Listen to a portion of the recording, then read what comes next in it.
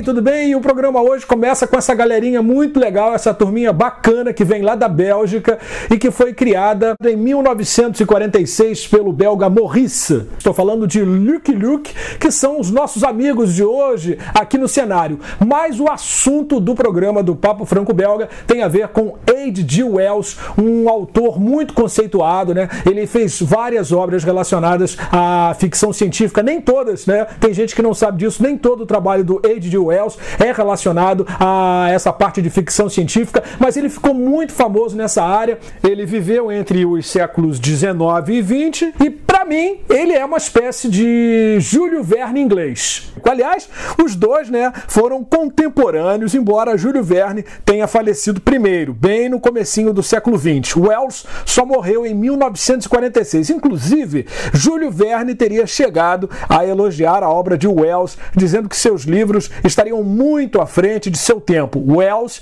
é um escritor de ficção científica muito conceituado.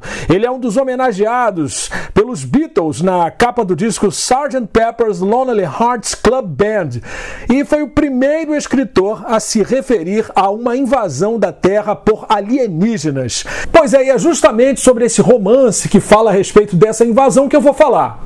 A Guerra dos Mundos foi igualmente adaptada por Steven Spielberg em 2005 para o cinema e teve Tom Cruise como astro. Nos quadrinhos também ganhou, entre 1946 e 1947, uma versão ilustrada por Edgar Pierre Jacobs, o desenhista de Blake e Mortimer, para o jornal Tintin, que saiu em álbum em 1971 e ainda teve uma outra edição em 1986. Membro da Sociedade Fabiana, Wells publicou o seu romance A Guerra dos Mundos em capítulos na Pearson's Magazine em 1897. No ano seguinte, sairia finalmente em livro, narrando essa invasão da Terra por marcianos inteligentes, super agressivos e donos de engenhos destruidores que se movimentavam sobre tripés, aniquilando tudo o que aparecia na sua frente. Pois é, e a Guerra dos Mundos acabou ficando no centro de uma polêmica incrível no dia 30 de outubro de 1938, quando Orson Welles, nome é parecido, mas não é a mesma pessoa, quando Orson Welles resolveu dramatizar toda essa história. Naquele dia, a CBS interrompeu sua programação musical para noticiar uma suposta invasão de marcianos. O programa durou apenas 1 hora, mas causou pânico entre a população americana, que acreditou piamente no que estava ouvindo. A transmissão marcou definitivamente a história do rádio. E a Guerra dos Mundos vai ganhar uma versão muito bacana pela Mythos, né? A partir de uma edição original que saiu lá na França pela Glénat e que foi publicada em 2 edições, em 2 volumes. Aqui no Brasil vai sair um volume integral com essas 2 histórias, que vai ter um pouquinho mais de 100 páginas.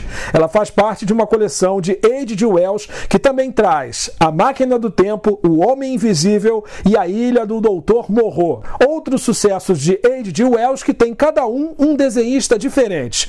O traço desse A Guerra dos Mundos, que vai sair pela Mythos, é realista, tudo muito bem desenhado e colorido, com pouco texto e não tantos quadros assim por prancha, né? Eles dão mais importância ao visual. E é claro, né, que eu estou super feliz de traduzir esse quadrinho aqui para Mythos, uma HQ que teve o texto adaptado por Dobbs. Na verdade é o pseudônimo de um francês, de um roteirista francês chamado Olivier Dobremel, e ele conta com belíssimas ilustrações do espanhol Vicente Cifuentes, artista espanhol que tem vasto trabalho publicado pela DC Comics e que confessou admirar o filme A Guerra dos Mundos, na versão de 1953, dirigida por Byron Haskin, um longa que ficou conhecido por ser impregnado pelas cores verde e vermelho. E por falar em cores, elas são do italiano Matteo Vattani.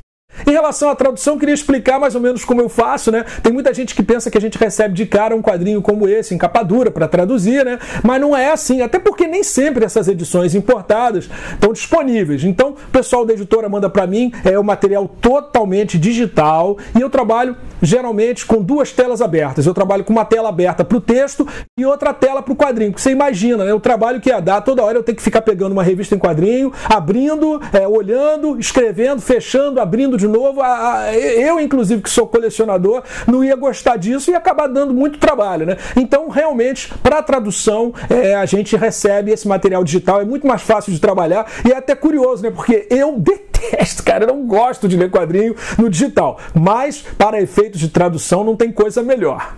Mas tem um detalhe importante, que é uma curiosidade minha, né? Sempre que eu começo a traduzir um quadrinho, seja ele qual for, eu dou um jeito de conseguir a edição original. Nem que eu tenha que comprar lá fora, pedir a algum amigo para mandar para mim, né? Foi o caso desse La Guerre des Mondes, que tem a marca da Glénat, como vocês podem ver.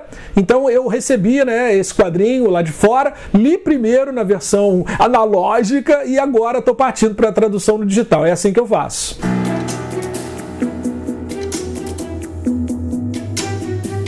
Espero que vocês tenham gostado dessa edição, que trouxe esse quadrinho muito legal, que vai sair pela Mitos, é a Guerra dos Mundos, que eu estou acabando de traduzir. Eu achei legal porque ele é francês, né, editado na França pela Glénat, ele tem um roteirista francês, ele tem um desenhista espanhol e um colorista italiano, né? Uma salada muito bacana, que vai sair, graças a Deus, aqui no Brasil. Então, olha, até a próxima edição do Papo Franco-Belga. Ficamos por aqui. Tchau, tchau!